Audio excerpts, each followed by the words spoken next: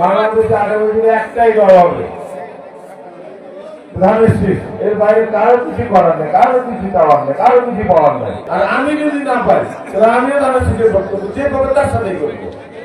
এই কথাটা আপনার নিয়ে নেবেন, হ্যাঁ, এটা আমাদের অনুরোধ থাকবো।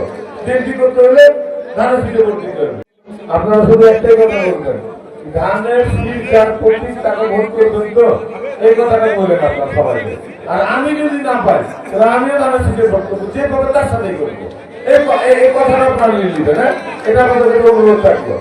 কি করতে হলে ধানের শীষে ভোট দিতে হবে, নাকি না আপনারা কি মনে করেন? আর আমার এখানে একটা হবি আছে, বিশেষ করে বেশি দাবি আছে, আমি যদি এখানকার সন্তান, এখানে দল মত নির্বিশেষে কিন্তু আপনাদেরকে আমি ভোট মানে ভিক্ষা করছি, ভোট পাচ্ছি আপনাদের কাছে। কি আপনারা আজকে যে অবস্থানে আছেন, আপনারা কি এই অবস্থান দেখতে চান? নাটক অবস্থা করে আগামী দিনের জন্য যদি ভালো দেখতে চান, অনেক সুন্দর একটা পরিবেশ দেখতে চান, তাহলে আগামী দিনের জন্য এই ক্ষেত্রে অবস্থা দেশ থেকে খালেদা সরকার আসে সরকার, আমি এখানে ছোট্ট একটা অংশীদার একজন সাংসদ হয়ে যেতে পারি আপনাদের দোয়ায় এবং আমাদের ভোটের মাধ্যমে ইনশাআল্লাহ।